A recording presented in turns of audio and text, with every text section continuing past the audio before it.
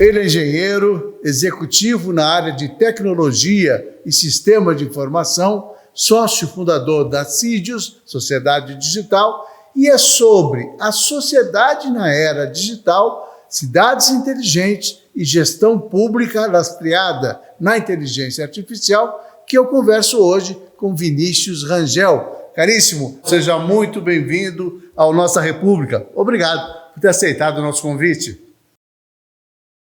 Bom dia, Mauro. Bom dia a todo o seu público. Eu que agradeço a oportunidade aqui de estar presente aí no seu programa para falar de um tema tão importante aí na atualidade. Muito obrigado, agradeço o convite.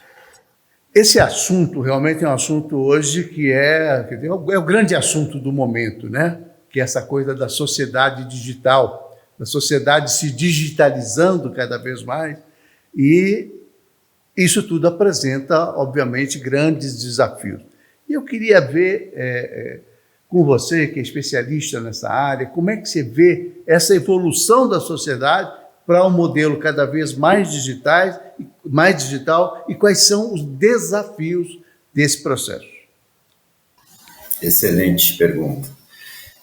Eu acho importante a gente começar com um dado, né, que falando um pouco da população mundial. Hoje nós estamos em algo em torno de 8 bilhões de pessoas no planeta, das quais dessas 8 bilhões já aproximadamente 50% estão utilizando alguma tecnologia digital e alguma plataforma de comunicação.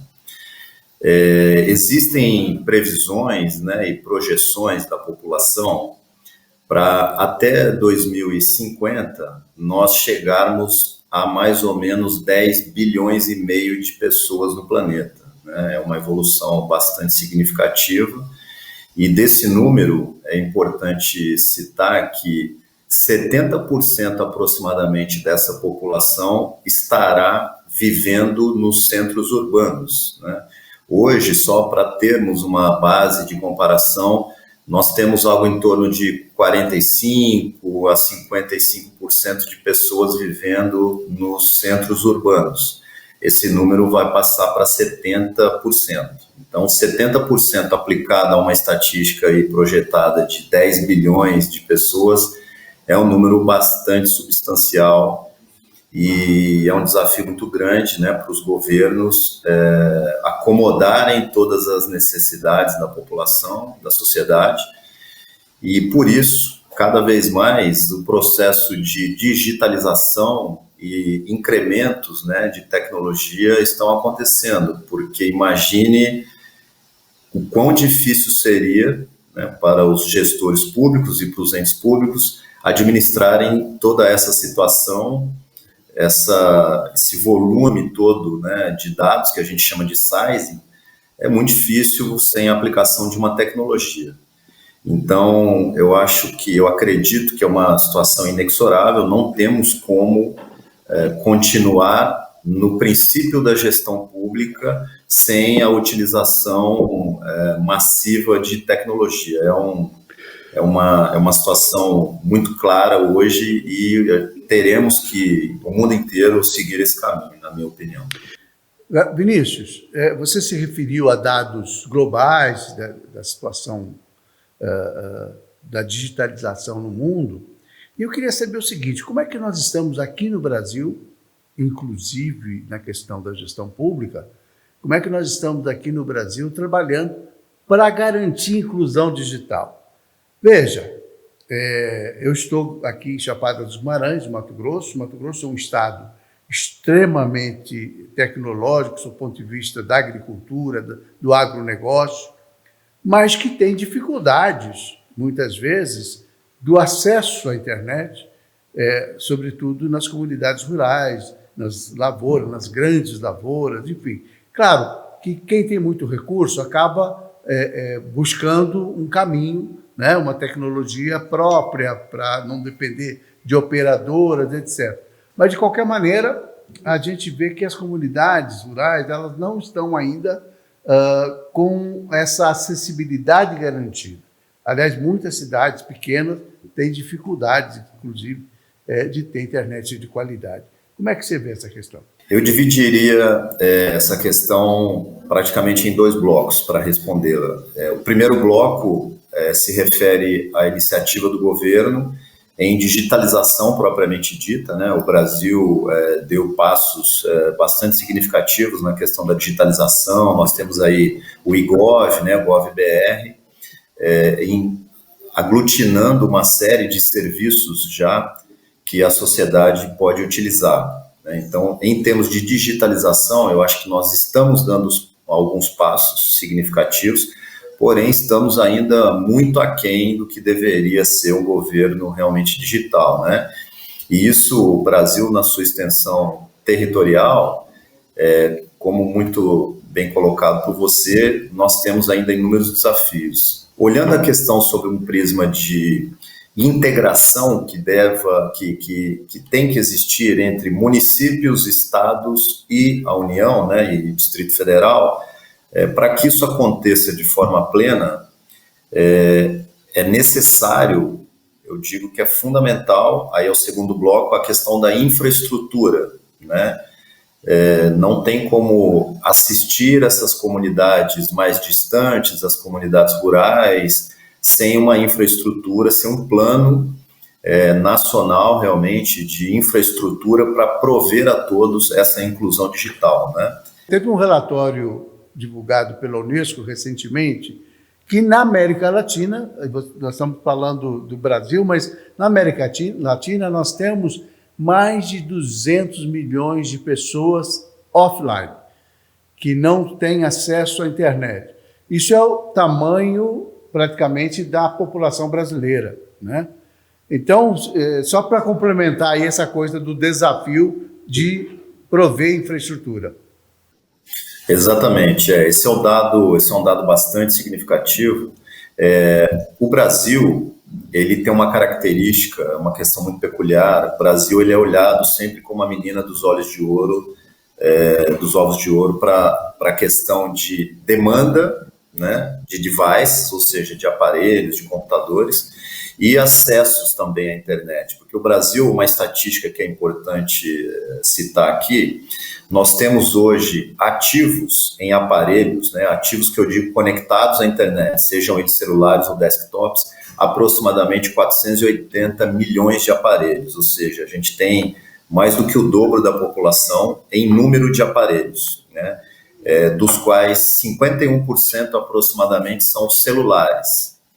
Então, nós conseguimos ver uma característica aqui no Brasil que, de fato, do engajamento da população na tecnologia, principalmente a tecnologia mobile, né, que vem do uso de celulares, e por isso o Brasil é considerado um mercado muito atrativo para essas empresas de tecnologia. Partindo dessa visão e continuando esse tema que é super importante, a questão da infraestrutura, eu vejo que uma iniciativa unilateral só do governo para conseguir suprir, né, toda essa demanda realmente é bastante difícil, demanda muito investimento, é capital intensivo, né, esse tipo de infraestrutura necessária.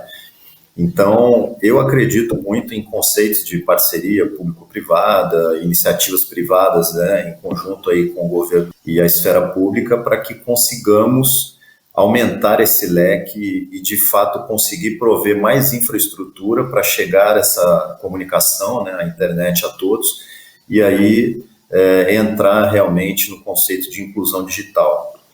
É importante também, existe um documento que foi escrito pelo governo federal que chama Carta Brasileira para as Cidades Inteligentes. Eu gosto muito de uma figura que tem nesse documento, que ela faz uma compilação, praticamente, um resumo, um sumário desse documento, e ela fala muito da questão da inclusão digital, né? E a inclusão digital, de novo, ela passa por realmente garantir a interconexão e a integração entre municípios, estados e União, né? Somado a isso também o governo do Distrito Federal. Então, esse tema é relevante demais, sabendo que a população está em aumento aí a todo ano, e que a gente não vai conseguir gerir isso de forma adequada, sabendo que existe ainda uma migração forte da área rural para a área urbana, isso no mundo inteiro, né? E no Brasil, devido à sua extensão territorial, essa questão fica muito mais latente, né? Eu queria saber o seguinte, em termos práticos, porque a gente fala muito dessa coisa da digitalização, vem muito a ideia das redes sociais, que é a ferramenta que as pessoas estão utilizando para um novo formato de comunicação. Mas eu queria saber o seguinte, de que maneira a digitalização pode transformar a educação no Brasil, já que a gente vive problemas graves com a questão relacionada às grandes plataformas, né? As big techs, com relação às fake news, etc., etc., e, ao mesmo tempo, nós temos essa necessidade de usar a tecnologia em favor da educação. Como é que você vê esse ponto? Olha, eu vejo que a tecnologia, quando ela começou a ser utilizada de forma mais ampla, né, e capilar, ela contribuiu muito para a aquisição de conhecimento, né, de pessoas que tenham realmente uma curiosidade ou buscar algum tema. Então, obviamente, sabendo buscar as fontes, né, adequadamente, porque existe esse problema sério de fake news, de desinformação, de inferências, de manipulações, que isso infelizmente, é natural, é uma plataforma, né, de comunicação, ainda mais com o conceito de rede social. Mas eu acredito que a tecnologia ela vem a somar muito isso. Ela tem dois pilares, na minha opinião, quando a gente fala de educação. Tem a busca pelo próprio usuário, né, uma pessoa que tem a necessidade ou a curiosidade e vá buscar por si só um conhecimento que ela ainda não tem. Então, eu acho que nesse sentido a tecnologia contribuiu bastante, né? Hoje a gente tem acesso à informação de praticamente todos os temas, basta você pesquisar e você saber aonde buscar, né? As fontes aí são inúmeras e eu acho que nesse sentido, inclusive existem uma série de cursos gratuitos de instituições renomadas mundialmente, não só nacionalmente como mundialmente, que você pode buscar e adquirir conhecimento. O outro ponto é realmente a questão de educação como um papel fundamental do governo para que a nossa sociedade se desenvolva, né, intelectualmente, se capacite em todos os níveis, que a educação realmente é a base para isso tudo. O Brasil também deu passos largos em termos de educação digital, né? Nós vimos aí, principalmente depois do advento da pandemia, inúmeras universidades, escolas, sejam públicas ou privadas, se adequando para absorver, né, uma demanda que veio praticamente num susto aí, através da pandemia, e essas escolas tiveram que se adequar tecnologicamente para prover aos alunos a educação ainda continuada, mas de forma digital, né, o que a gente chama conceitualmente de EAD, que é o ensino à distância. Então, a tecnologia, na minha opinião, vem contribuindo muito para que esse acesso chegue, né, às pessoas e que às vezes não podem se deslocar ou estão distantes, né, do ponto realmente de físico ali de uma escola ou de uma universidade, mas isso também vai de encontro à sua reflexão quando a gente fala de infraestrutura. Então, ou seja, na mesma linha que a educação precisa da tecnologia, né, para ela chegar até o seu destino, até o seu público final, em paralelo o governo precisa prover essa questão de infraestrutura para que tenhamos capilaridade e consigamos acessar a toda a comunidade que precisa de fato da educação digital, né? Então, esses dois temas andam juntos, na minha opinião. Rangel, eu estou adorando a sua contribuição, porque esse é um debate cada vez mais recorrente e que demanda uma preocupação muito grande. Quando a gente tem a internet, às vezes, desacreditada por conta das fake news, da manipulação das informações, etc. E eu queria fazer uma pergunta relacionada ao conteúdo. De que maneira a relevância do conteúdo online influencia a adoção da internet e quais as estratégias podem ser utilizadas para tornar esse conteúdo online relevante para as mais diversas camadas da população?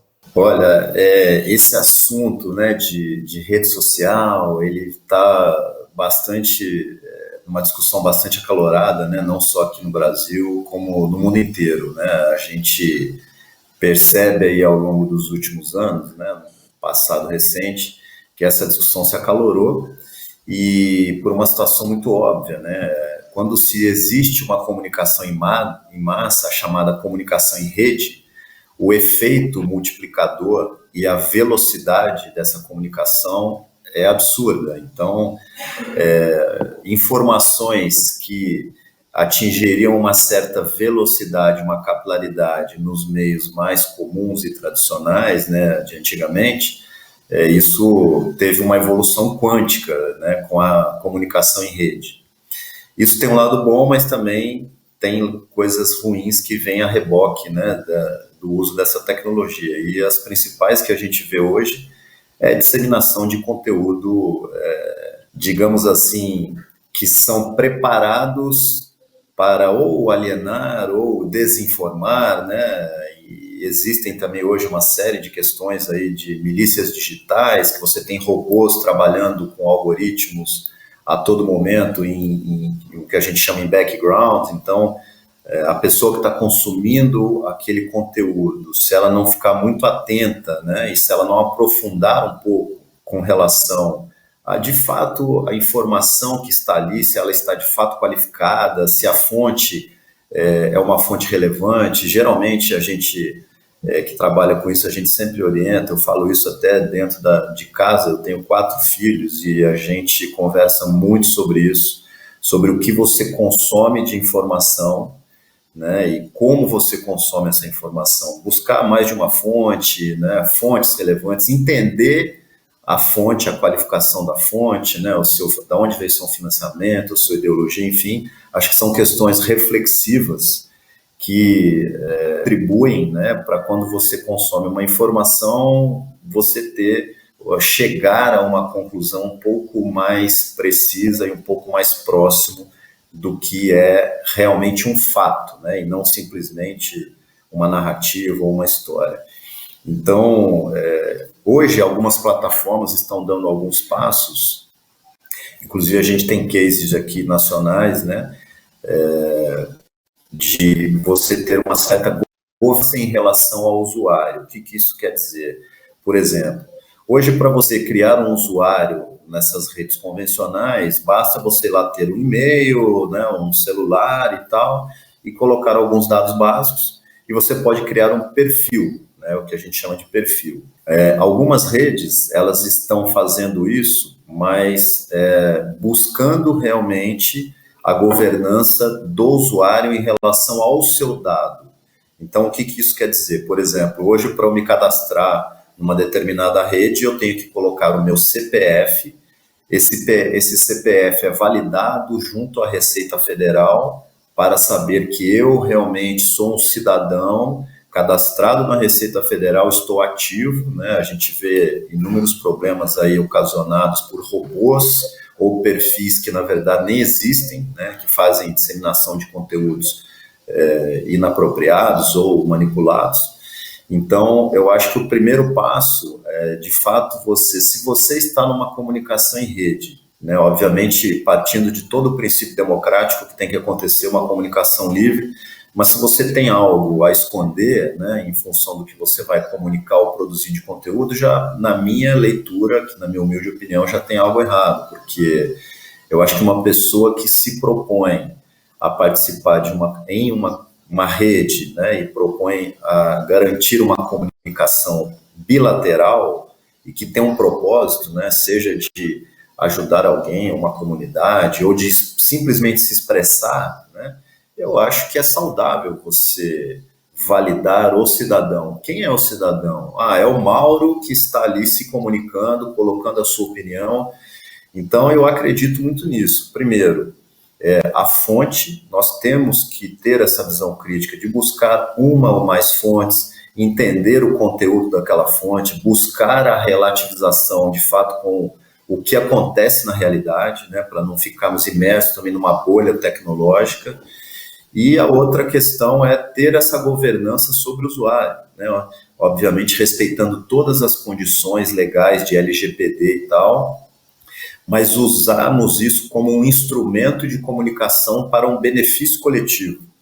E para que isso aconteça, nada mais justo do que um cidadão que se propõe a se comunicar em rede, né, garanta os seus dados pessoais. Olha, eu, Vinícius Rangel, meu CPF é tal, estou aqui participando de uma comunicação em rede e não tenho problema nenhum de me apresentar a essa rede, né? Eu acho que parte de um princípio também de respeito à pessoa e ao público que está do outro lado, garantindo uma comunicação legítima e transparente, né?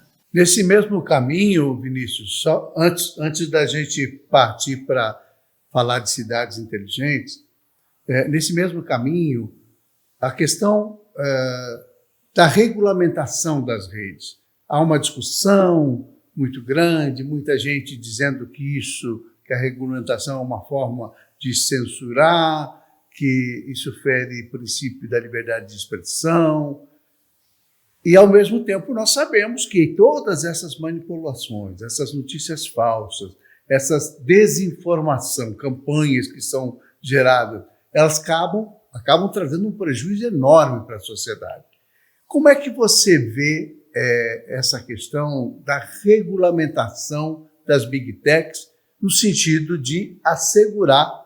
Porque, veja, eu sou jornalista há 40 anos e tudo que eu produzo de conteúdo, seja para site, para jornal, para televisão, para rádio, eu estou sujeito a uma legislação que é bastante rigorosa. Se eu, eventualmente, ainda que por descuido, divulgar uma informação errada e que possa prejudicar alguém ou alguma empresa, enfim, eu estou sujeito a ser processado, a responder civil e criminalmente por aquela divulgação. Isso não acontece na internet, quer dizer, não tem uma regulamentação que assegure que as pessoas vão responder, ainda que se possa analogicamente usar o Código Civil e tal, para aplicar punições a quem se desvia da finalidade correta, né? Ainda assim nós temos essa facilidade, né? Há uma certa impunidade em relação às redes sociais. Você acredita que a regulamentação pode mudar esse quadro?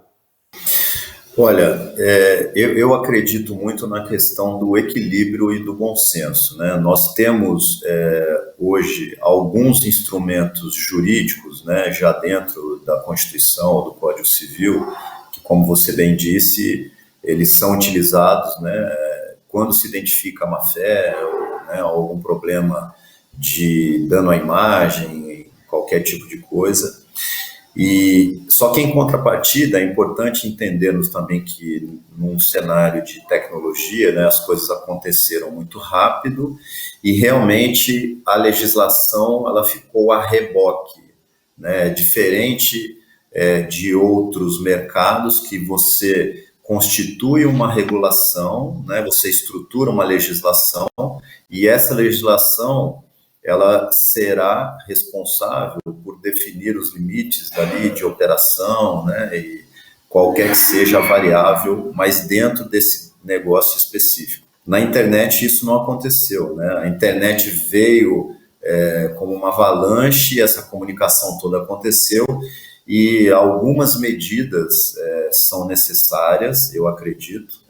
Quando eu falo de medidas, eu não estou falando aqui de regulação propriamente dita que prejudica uma liberdade de expressão. Eu acho que o primeiro ponto que a gente precisa assegurar e resguardar como um conceito pétreo realmente é a liberdade de expressão, né? Porque uma sociedade que se comunica livremente, pautada obviamente por princípios e valores que devem ser mantidos no princípio de comunicação, é uma sociedade que só ganha com isso, é uma evolução, né? Então, eu acredito que algumas medidas precisam ser tomadas. Eu citei alguns exemplos aqui, só vou relembrá-los. Por exemplo, numa comunicação em rede dessa, para evitar, né, fake news, ataques a pessoas ou a grupos, né, quaisquer que sejam as suas ideologias, eu acho que se uma pessoa se vê dentro de uma comunicação de rede, nada mais justo do que essa pessoa ser identificada como um cidadão de fato. Eu sou um cidadão brasileiro, uso uma rede social que tem as regulações aqui brasileiras, e se eu estou ali para me expor, me comunicando e também receber a opinião de quem está ali dentro se comunicando, eu acho que nada mais justo do que aquela plataforma controlar quem é o Mauro. Quando eu digo controlar, é o seguinte: imagina, usando esse exemplo que você acabou de falar, Mauro, você é um jornalista aí renomado, com anos de experiência, e você tem todo já um processo, não só legal, como da sua própria postura pessoal, de uma ética de trabalho, de uma experiência, de valores que você acredita e tal. Na internet, se você, fazendo uma analogia agora, se você cria um usuário fake, ou um perfil que não existe, e com algum interesse, né, obscuro, você sai atacando alguma pessoa, ou algum grupo social, algum grupo ideológico, eu não vejo o porquê. Assim, se uma pessoa está ali disposta a se comunicar em rede, por que ela vai ter um perfil que não existe de fato? Eu não vejo nenhum benefício nisso, pelo contrário, eu só vejo... Benefício é da impunidade, né? Exatamente, exatamente. Então, assim, eu acredito muito nisso. Se nós somos aqui legítimos cidadãos, estamos com a predisposição de nos comunicarmos livremente, de novo, mantendo e garantindo a liberdade de expressão, e esse propósito de comunicação, né, de fato, quer ajudar a sociedade em N discussões, quaisquer que sejam os temas, eu acho que tem que ter um pouco, sim, de medidas de controle para que a gente não vire uma sociedade totalmente alienada ou cada vez mais polarizada ainda, porque as pessoas se escondem através de perfis para atacar outras pessoas e isso não tem nenhuma consequência, né? Essa impunidade realmente é muito ruim. Então, eu acredito também que, não estou dizendo que é só a causa, mas uma das variáveis que tornou, né, o Brasil assim, com essa visão muito polarizada e nessa filosofia sectarista de cada vez mais grupos, e esses grupos se atacam entre si. O simples fato de você ser de um grupo diferente ou pensar um pouco diferente já vira motivo de guerra. Então, eu acho que nós estamos abdicando do bom senso, abdicando de uma posição reflexiva, de um pensamento crítico, em prol dessa polarização. E eu acredito que essa polarização, uma das causas, é esse fato das pessoas se esconderem atrás de perfis que podem atacar livremente as pessoas sem nenhuma punição, entendeu? Vinícius, uma das questões que estão muito prementes hoje, essa discussão que está muito forte também, é a questão da utilização dessas tecnologias pelo poder público. Seja governo federal, pelos governos estaduais, seja pelas cidades. Eu queria que você nos explicasse qual é a definição de cidade inteligente e o que isso significa para a população. Conceitualmente, cidade inteligente nada mais é, numa linguagem muito sumarizada aqui, de integração dos serviços públicos digitalmente com a população. Tá? Esse é o conceito de cidade inteligente. Então, ou seja, cada vez mais a população aumenta, voltando um pouquinho no que falamos há pouco, e para o governo ter oferecer serviços públicos de maior qualidade, né, de forma mais efetiva, é preciso o uso de tecnologia. Alguns acadêmicos qualificam, né, Smart City em 3 grupos. O primeiro grupo é chamada Cidade Inteligente 1.0.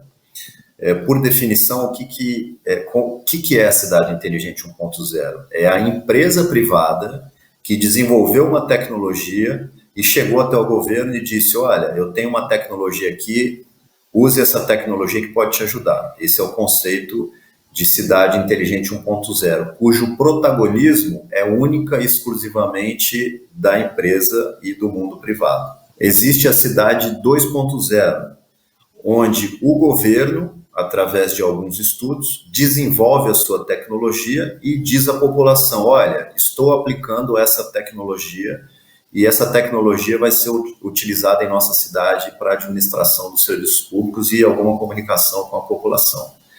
E a terceira, né, que é a cidade 3.0, que é a qual eu me aprofundo e que eu gosto bastante de estudar, é onde existe uma cocriação entre a sociedade e a esfera pública.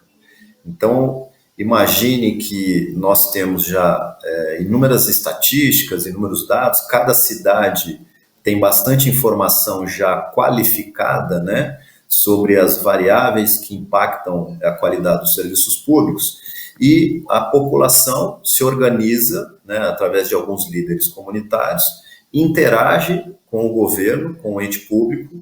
Então, se estabelecem grupos de discussão e de estudos, e através disso criam-se projetos que são projetos personalizados para aquela comunidade. Esse é o conceito de cidade 3.0, que é o qual eu acredito muito e que eu acho que, através dessa interação, né, muito forte entre a sociedade e a esfera pública, eu acredito que é o único meio de você, de fato, trazer serviços públicos de qualidade, e porque você tem ali a população em tempo real interagindo com o governo, né? Então, hoje, o que eu sinto falta, assim, e nas discussões que a gente tem aqui de tecnologia voltada para esse assunto, é que a sociedade ainda não tem o seu papel de protagonismo quando a gente fala de cidade inteligente. Ela vem muito a reboque, ou da 1.0, que alguma empresa foi lá e colocou uma tecnologia, ou da 2.0, que o governo decidiu usar alguma tecnologia.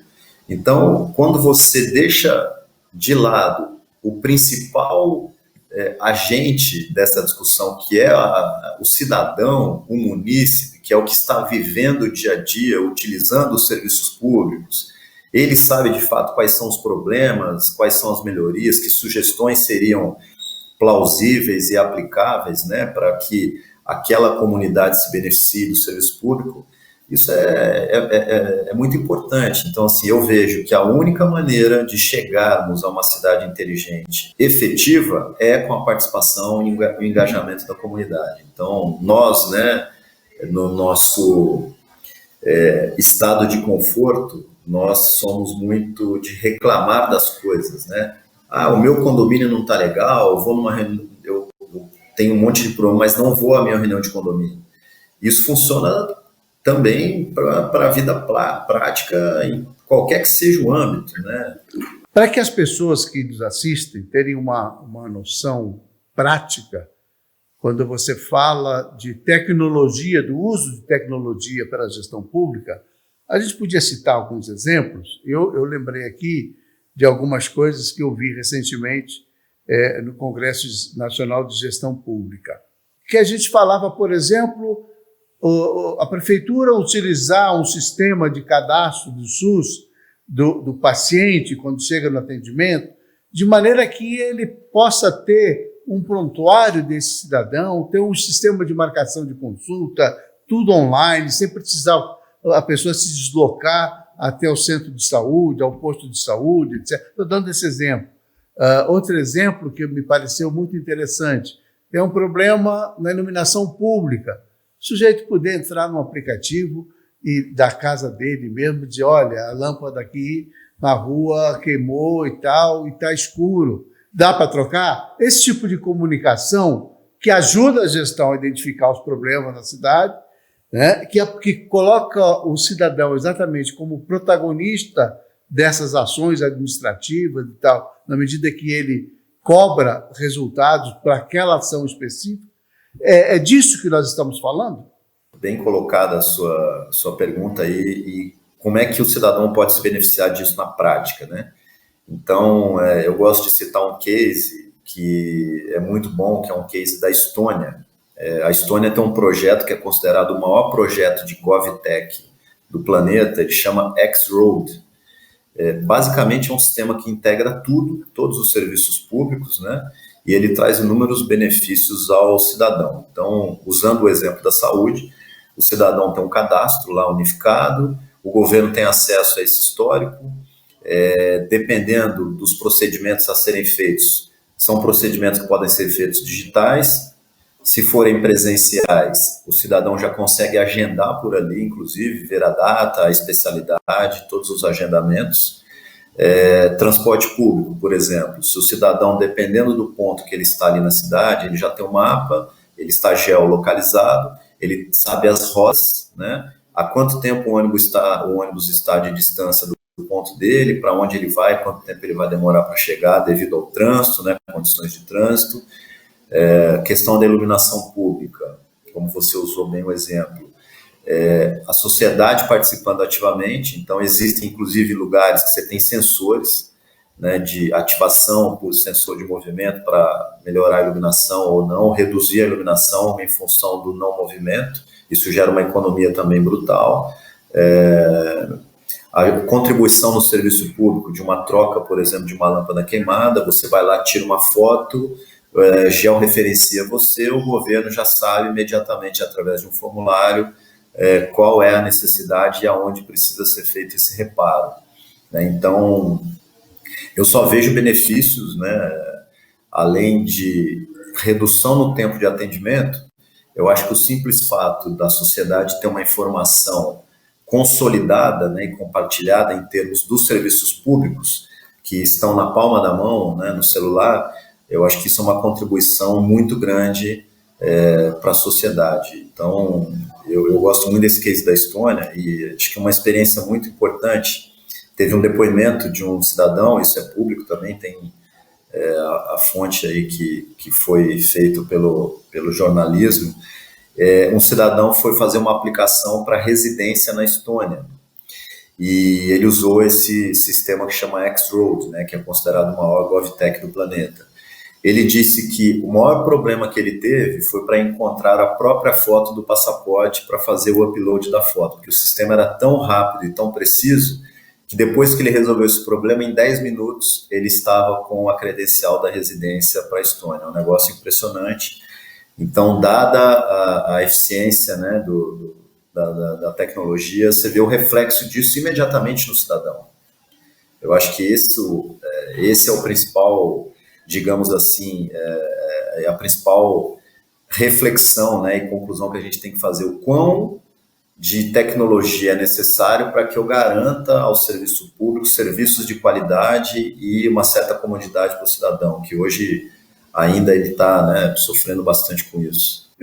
Hoje a gente já tem, você usou o exemplo do gov.br, que já auxilia, já apresenta alguns serviços que são importantes. Você não precisa mais andar com uma carteira de motorista, uma habilitação, você está lá com ela no seu celular. Tal. A certificação judicial, quer dizer, você pode assinar um contrato, um documento por meio da certificação. Os próprios bancos, alguns deles, vêm se modernizando bastante. Mas eu queria colocar você num cenário de uma pequena cidade do interior, cidade de 20, 30 mil habitantes.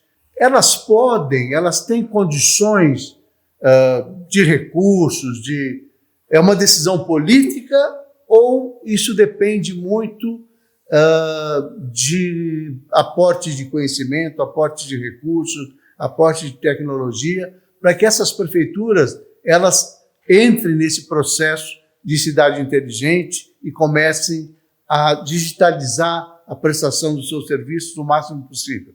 Olha, Mauro, eu vejo que não é muita questão, não, pelo que a gente estuda aqui, de problema de recurso, né? Até porque algumas tecnologias já que contribuem para a gestão pública, elas não são, digamos assim, de um nível de precificação que uma cidade de pequeno porte não consiga atender.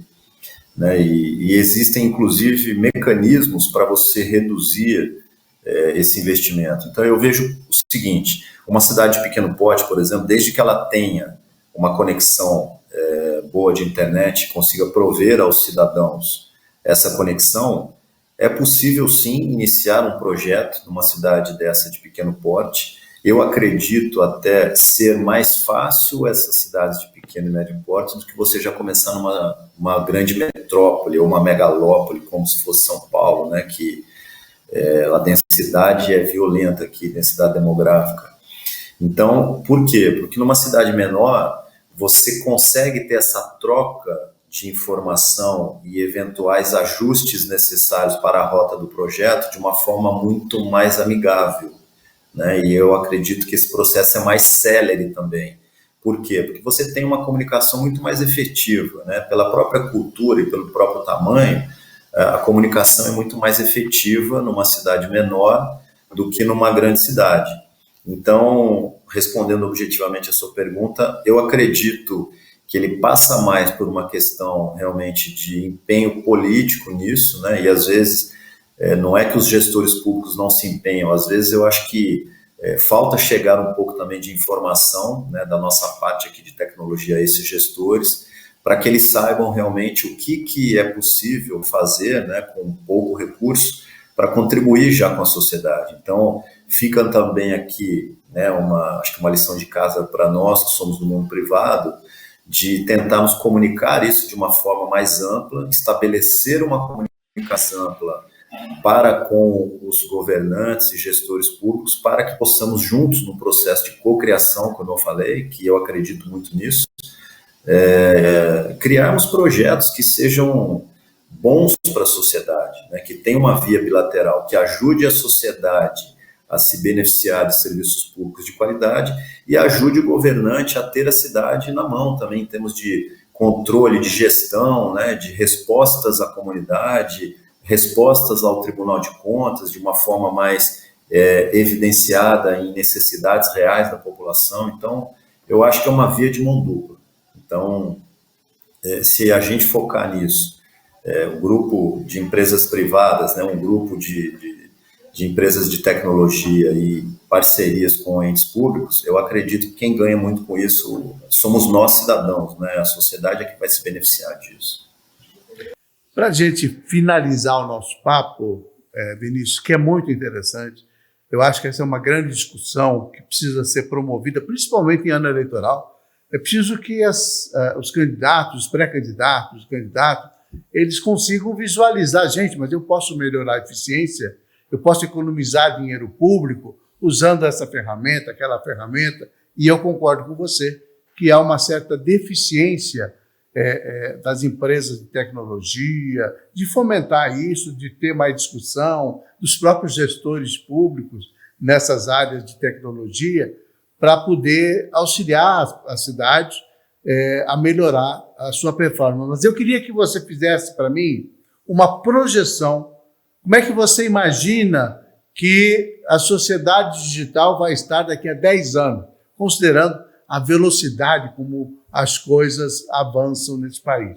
Em 10 anos, o nível de incremento tecnológico é muito grande, né? A gente fala que hoje, se você for ver aí nos últimos, de 6 meses a um ano, o tanto de inteligência artificial que foi criada, né, incrementada na sociedade, e a gente fala de um passado muito recente, né?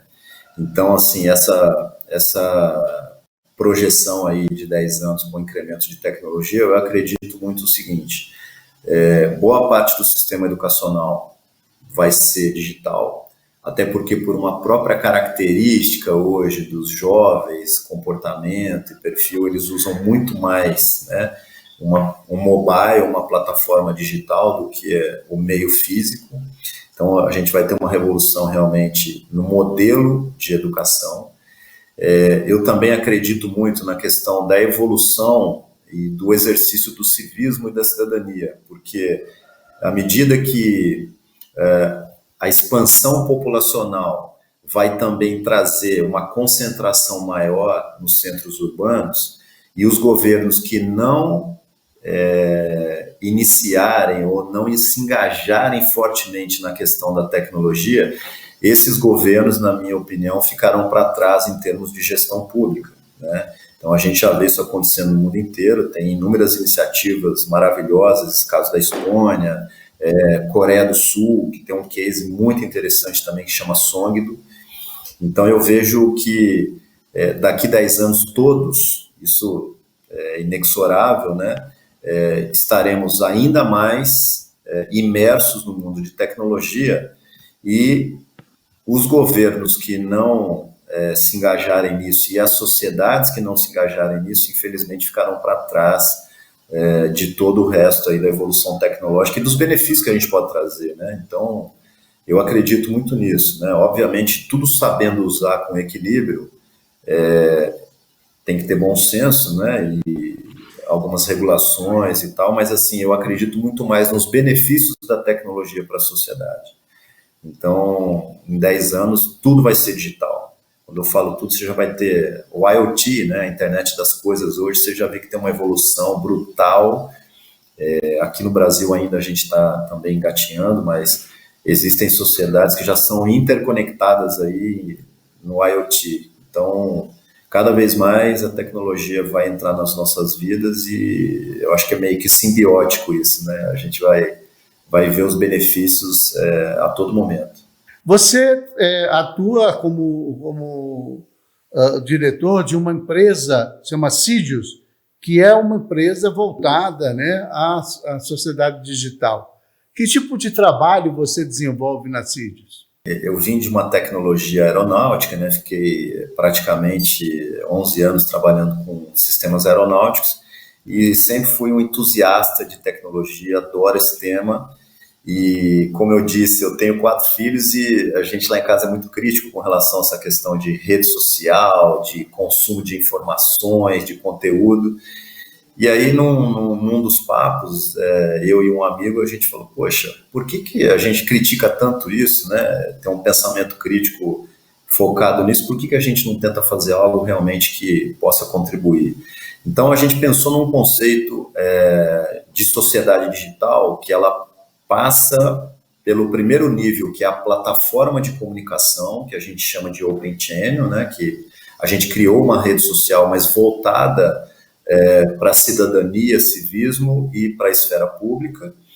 E a gente agregou nessa rede inúmeros benefícios em termos de recursos tecnológicos para serviços públicos. Por exemplo, você consegue na sua casa, na sua rua, caiu um poste, teve um problema, uma árvore com raio, chuva e tal, tira uma foto na hora, uma tecnologia de geolocalização, ela, através de um formulário eletrônico, ela já cai destinada na área que precisa executar aquele serviço. Controle epidemiológico, nós, em função dessa questão iminente também de dengue, nós criamos um sistema que você clica, você consegue ou tirar foto do foco ou reportar um número grande de pessoas concentradas numa determinada região para que o ente público consiga agir de alguma forma e contribuir com a redução desse foco epidemiológico. Então, nós temos inúmeros serviços agregados, não é só um conceito de rede social. Essa rede social ela vem no sentido realmente de informar, colocar a população para interagir, né?